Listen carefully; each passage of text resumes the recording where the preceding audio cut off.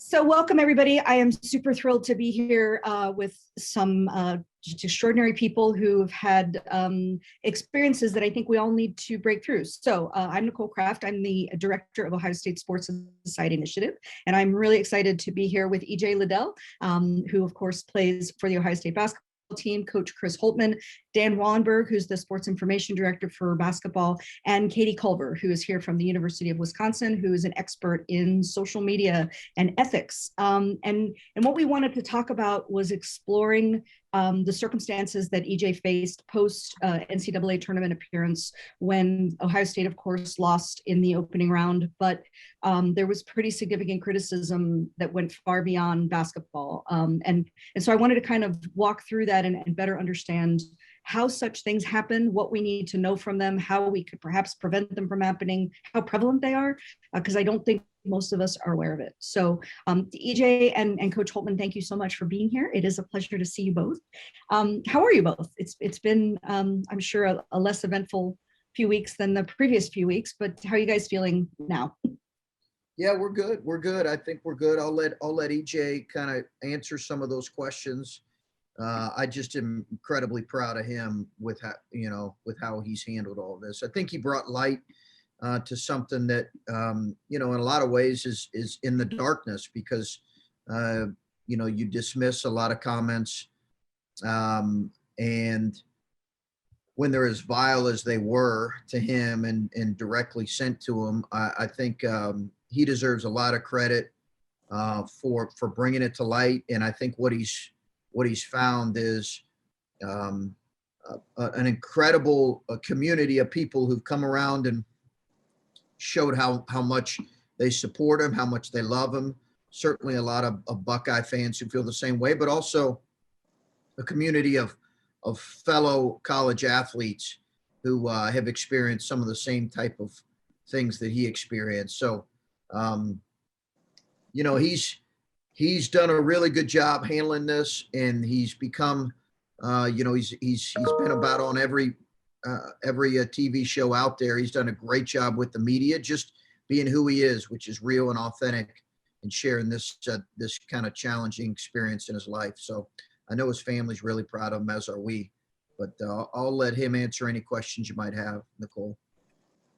So EJ, can you help us? What kind of social media do you use, generally speaking? I mean, are you somebody who's pretty active on social? And I know when you talk to the media, you had a really insightful comment, which is in COVID, social media is kind of social life. So how have you been utilizing it like this season?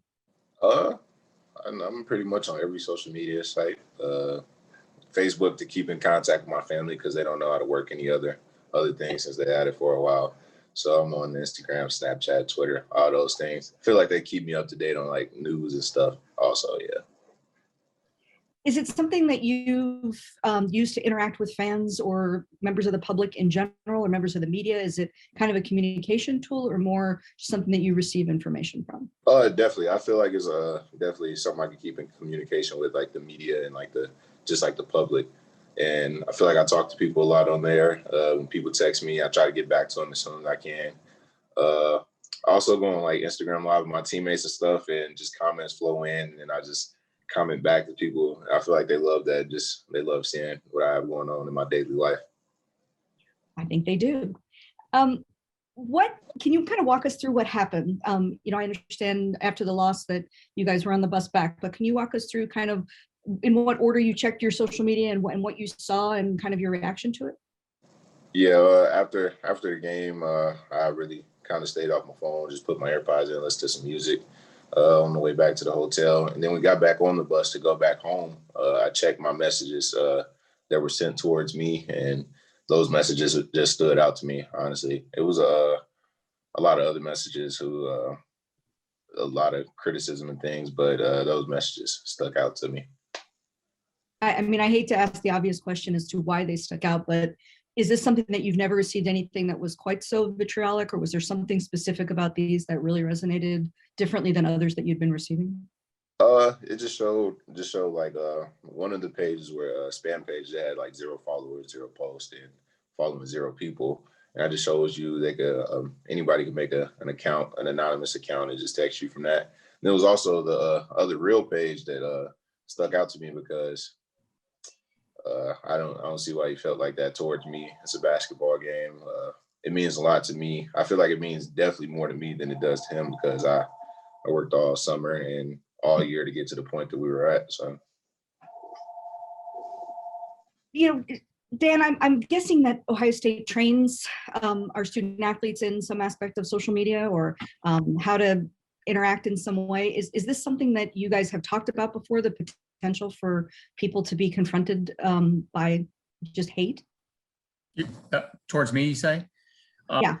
I think we have discussions individually as kind of things happen and maybe in general before the year about interacting with media and interacting with fans and trying to take the high road as much as possible, especially when it's on social media, not to get into an argument or a back and forth, because that just prolongs the discussion that maybe you don't want to be a part of to begin with.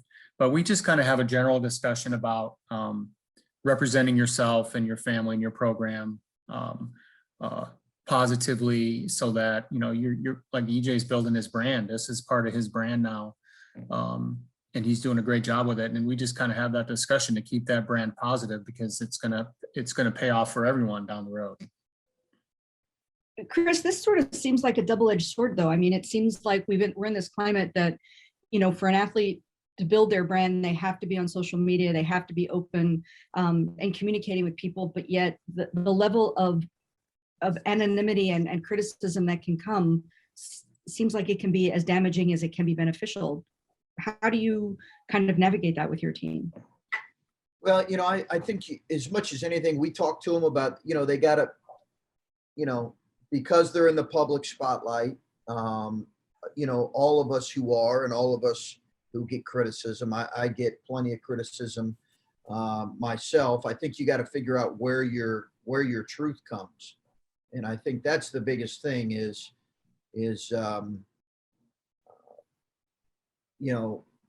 hurt people. And there's a lot of hurt people behind a keyboard or behind a phone who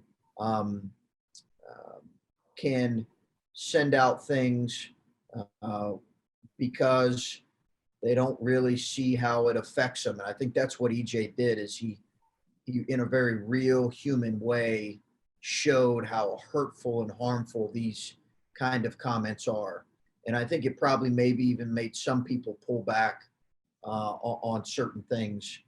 But I think for people who are in the public spotlight, you have to understand where your truth comes from, and find your truth in places and in sources. And for EJ, he's so grounded. That comes from his family, that comes from his coaches, that comes from his high school and AAU coaches, people who know and care about him the most. It doesn't mean things aren't hurtful, but you really do have to, I think, focus in on where the real source of truth comes from in your life. Well, Katie, I want to throw this to you, because understanding, I think, how people navigate on social and why this is such a place, why truth can become so hateful.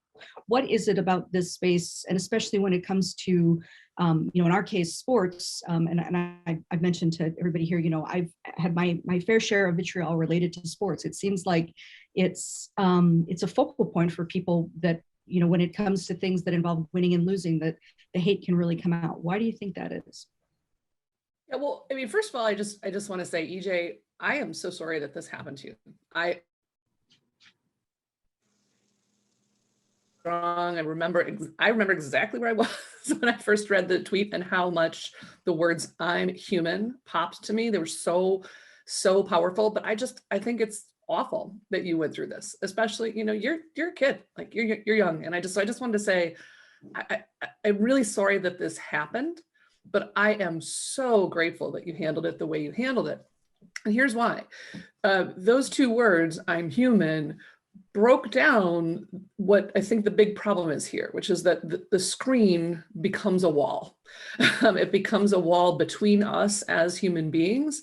And so we don't see the person on the other side of that screen, on the other side of that wall. We don't have respect for their humanity. We don't have respect for their dignity.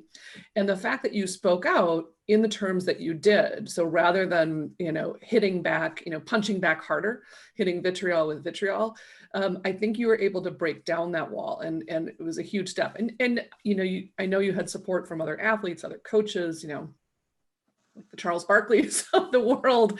But that took tremendous strength for a person of your age to speak back against that hate. I'll be super honest. I don't really understand the passion that attaches to sports. I enjoy watching some things. Volleyball would be would be my choice. But you're right that there is this hate that gets spewed coming out of the passion that people feel for their team or against another team. And it takes it's going to take a lot more open conversation to improve the respect that we have for each other in these situations. So going back to, and thank you so much, all of you. Katie mentioned the significance of what you wrote, EJ, and how it impacted her. Where did that come from? Was that something that you crafted? Was it just your kind of gut reaction? Can you walk us through how you decided to respond and with what? It was kind of my gut reaction, and I kind of took a minute to just look at it and read it over and over again. Went through some other messages, but those messages I had to come back to because I was like, wow, these are crazy.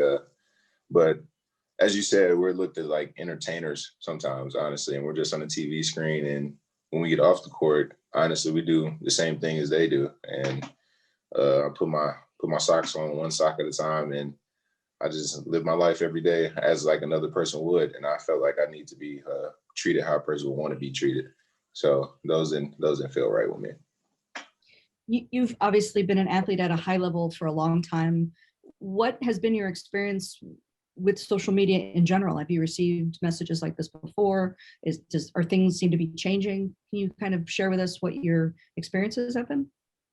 Definitely. I've received messages like this before, and I feel like all social media platforms can really get toxic because people can feel like they can say whatever they want. And I've been getting criticism for a long time in my game, what I need to do, what I need to improve on, and what I'm good at. And sometimes after a win, people could say we're the best team to ever play any sport, and sometimes we lose, we're the worst. And sometimes people get too high or too low. And that's just what comes with social media and being on this platform. But I feel like I handle it really well.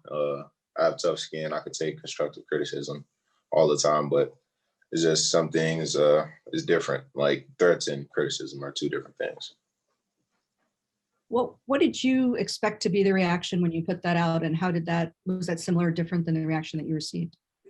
I expected people to realize that the type of treatment we get, especially after a loss. I mean, I feel like people shouldn't be tearing us down because I feel like we're definitely more hurt than them because we put all this time, effort in every day in the practice and just draining season. It was so long, and we were like isolated from our families and things. I really couldn't give my mom a hug, and that season was just long and draining. But I wanted the reaction of everybody to see like how athletes really do get treated when it comes to off the floor activities. Because I know a lot of athletes really don't say anything because we're supposed to look at as have tough skin, and since we're on this platform, we're supposed to just take it and just keep it moving. But sometimes things just don't sit right with athletes, and it can really get stressful to most people. I hear you. Chris, this is such a weird space that we're in because we're in this quasi-professional space. I mean, we have professional athletes who get paid to perform and they have to accept, it seems, a level of criticism. Basketball, especially when we get to the NCAA tournament level, appears to be professional, although of course it's not.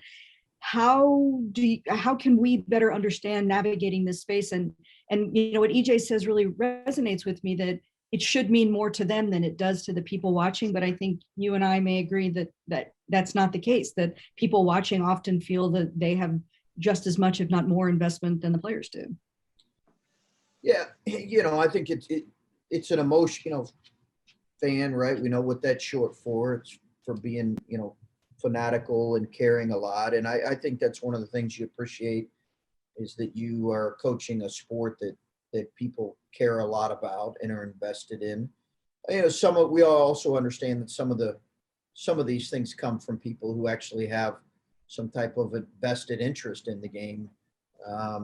What we've seen in recent years is with the increase in gambling is there has been an increase in social media attacks on players and programs and coaches for that matter. So I think for our players, I think it's in often cases not your fans, but to EJ's point is the players are the ones that have invested and made incredible sacrifices to put themselves in position to play as well as they can play. And no one feels it or takes a loss harder than they do. Certainly they take it harder than fans. And I think, if perhaps if fans or people would just maybe think twice about what they're writing would affect people, maybe they wouldn't engage in it as much. But again, you're always going to have it to a certain degree. Is there any resolution to this? I mean, Katie, you mentioned about not hitting back, but and the fact that EJ just simply exposed his humanity, which was really meaningful. But what do people do moving forward? I mean, we can only do so much exposing our humanity before we get really upset or really angry, or how can we confront what is probably not going to go away? I think one of the ways that we confront it is allyship. EJ had the courage to speak out, and largely the response he got, from what I was reading, almost entirely was a positive, supportive response. So, one of my beloved Badgers, tweeting in reply in support. And I think, when it comes to hate speech, and I don't want to lose the aspect of race here, because I think EJ was targeted in a very particularly harmful way. I think some of us on the sidelines are too quiet. We think, oh, that's awful, but we don't say anything in response. And in fact, one of my regrets is that I didn't retweet that and say, this should not be happening to this young man. This absolutely should not be happening. So if we're going to counteract trolls, we need each and every one of us to see ourselves as the allies of people who are being targeted. We need to be strong, and we need to stand by folks, because you're right, it's not going to stop. But we shouldn't then give in and give up and say, oh, well, the trolls are always going to be there. We outnumber the trolls, the good people, the respectful people, the supportive people, the people who understand that, my team is out of March Madness, but boy, those kids worked so hard to get there, and they've sacrificed so much. We all need to take stock and be supportive in these kinds of situations. It's a shared responsibility. It doesn't fall to one individual. What about just getting off social media entirely, EJ? Is that anything that you ever think about, or just kind of cutting off the channels, or not responding to people, or closing off those pathways? Yeah, I tell myself not to be on it as much, and feel like I take a couple days not being on his TikTok as much as I should be or anything. But I take days like that. But I feel like that's how I keep connected with people, honestly, through social media. That's how people connect to me, text me and things of that sort. Yeah. So what, now the stage is going to get bigger and more prominent for you. I mean, you've mentioned how you're going to kind of test the draft waters, and how do you want to move forward with this, if at all? Is this something, there's many athletes that take on kind of crusade level engagement with topics that are important to them. Has this risen to a level of something that you want to continue with, or is it just going to be like, this happened to me, I'm going to kind of move on from it? Yeah, no doubt. I feel like it's still going to be a lot of trolls who attack a lot of different people. I mean, it's not going to completely stop because people feel safe behind the screen or whatever. But I mean, they could call me anything. They could call me weak, but honestly, they're not showing their face or saying it to me personally. So I'm not the weak one, honestly. I'm out there putting everything on the line, honestly.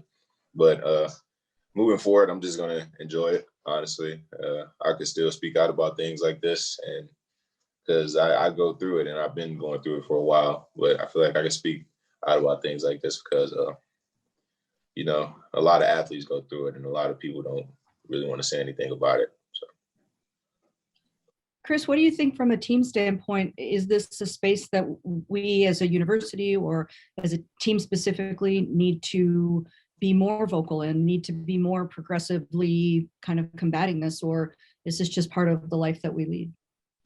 Yeah, no, I think it's our new normal. I think what you're trying to do is what we're trying to do is give your players, you know, tools to manage it the best they can, and to I think that's as much as anything. I don't think it's changing. It's unrealistic for me to ask our players, you know, to go off social media. I think you can ask them, you know, maybe in a stretch of the season, hey, might be a good idea to go off social media, or you get to the end of the season. But for a whole season, I think it's unrealistic. So I think that so much of their entertainment and how they get information nowadays, and how they connect, you know. So I think it's you're trying to give them tools as much as possible, and that's what we'll continue to do. It's certainly become more of an educational piece for us in the last 3 to 4 years because it affects mental health. Mm-hmm. EJ is such a strong, emotionally secure kid. He's I still call him a kid, but he's a young man. But not everybody's in that same headspace, and I think if he has a beautiful family. He's been raised the right way, which I think all helps. All really helps. But I think it certainly does impact some young men, their mental health in a really, really negative way. Dan, do you see this being anything that changes your preparation? And something that resonates with me, and I'm not sure you guys are aware of this, but a few years ago, Sarah Spain and Julie DeCaro did a video where they had men read the mean tweets that they received, where they and they were horrifying. I mean, really, really horrible vitriolic things that these women sports writers received. And they were hoping by exposing it that they would hope this maybe make it diminish a bit. I don't know that they were successful, but could you see from a training standpoint, Dan, or from a communication standpoint, doing anything differently? I just think we keep talking about it. We keep it out there because it's so prevalent. It's such a great tool for our guys and our team and our coaches to connect with people and to get to know people, and to fans to actually get to know who our players are just by following them on social media. So there is a ton of positives. I mean, there's so much advertising and so much ability or opportunity for our fans to get to know our players. But there's also opportunity for our players to hear the things that fans are. And I say fans, I really don't think they're fans that are the people that are attacking us like that. So you got to just educate and keep talking and make sure that you just don't let it go away. EJ could have easily not tweeted that or easily just kept it to himself, and we wouldn't be talking about it right now. So I think it's healthy discussion, and it's something I know that we'll continue to talk about, especially with our young guys who are coming in and maybe don't have an understanding of where they are and how important their words are and how important their actions are to the general public. And so I think this is a great learning tool for us to continue to educate our teams as we go forward. Katie, what's your take on maybe what we could do as an institution, both of our institutions, to address this in a more direct and meaningful way to hopefully stimulate some aspect of change? And I don't know if we will, but is there some pathway you see? Yeah, I mean, I think Coach Holtman was right that we have to be very mindful of people who are adversely affected by this, who might not be speaking out. So I would ask institutions like my own in the athletic department, what structures do you have to check in on the wellness of your players? Someone may not, I can see being, a brain, maybe a walk-on, or in a, maybe someone who is injured, who is receiving stuff that you don't actually know about. And so I think athletic departments have to be very careful and think structurally about those check-ins, because not everybody is going to speak out and let you know. And we have to watch out for those vulnerable folks. But I don't want to have too negative a message about social media here, because yes, what happened to EJ is awful. But there are a lot of positive aspects, and beyond what Dan was saying about, connecting with fans and your community, there are plenty of student athletes who have really found their political voice and showing campus leadership through what they post on social media. Former Badger basketball player Nigel Hayes was tremendously influential on this campus through his use of social media and really powerful thoughts that were delivered through a number of different means. So I think, folks like EJ show leadership on the court, but within our campus communities, they can also show that off the court. And these social media tools can be really useful in that regard as well. All these kids, and I'm going to use kids with reckless abandon, all these kids are, they're growing as athletes, they're growing as students, they're growing as human beings. And we want to encourage all of that. And so saying, you get onto the Badger volleyball team and you're going to stop using social media, I think would be a real mistake. Notice how I just slid in 2 Badger references. You did. We noticed that. We're going to just ignore that. Nicole, I might add one thing is, Sure. EJ is a role model to a lot of young fans, as is all of our players. So had he gone into a back and forth with this guy and used poor language and poor words, I mean, he's a role model. And so other people see that. And I think that was as telling as anything, is the refrain or restraint from getting into a back and forth with this person shows the people that are following him that, that's not the way to do it. And so I think that's another educational tool for us. It's just, you guys are role models. So what you post on social and how you act on social affects other people that are following you for the right reasons. So EJ, what do you want people to take from this? I mean, it's easy to take kind of the one-off of it of, hey, you don't have to take this and you can stand up for yourself and say, I'm human and I deserve to be treated differently. But is there a bigger message that you want people in general to take out of this? Let's look at what you want athletes to take out of this, because it's certainly, as we've all noted, not going to be the end of these comments. And, we can't, and let's not dismiss, there were homophobic slurs in there. There were racial overtones to this. So, there's a lot packaged into, a lot of hate in a couple messages or a couple streams of messages. What can we take from this that will help us all move forward in a more meaningful way?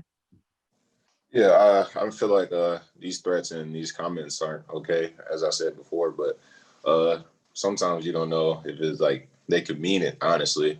In the world we live in, probably 9 out of 10 people just all talk, but that one person could possibly really mean it, and threats should be taken seriously. So I feel like moving forward, all athletes should say something. Just they don't have to say anything to the public really, but they can communicate with the coaching staff and other people to get people involved if they feel like they're actually in danger. So I feel like as an overall community and of athletes and people, I feel like you shouldn't be afraid to be called soft or anything, because criticism comes definitely when it comes to basketball, but when it comes to off the court and it gets personal, I don't think that's okay, because I wouldn't want anybody talking to my little brother, little sister like that, and for sure anybody in my family. So. All right. EJ, Coach Holtman, Dan, Katie, thank you so much. I'm so grateful for you guys to spend this time with us. And we're going to keep talking about this, because the only way to help move things forward is for us to better understand the circumstances we live in, where sport and society intersect with one another. So thank you so much. Thanks, Nicole. Thanks, EJ. Thank you. Good luck, EJ. Thank you. Thank you.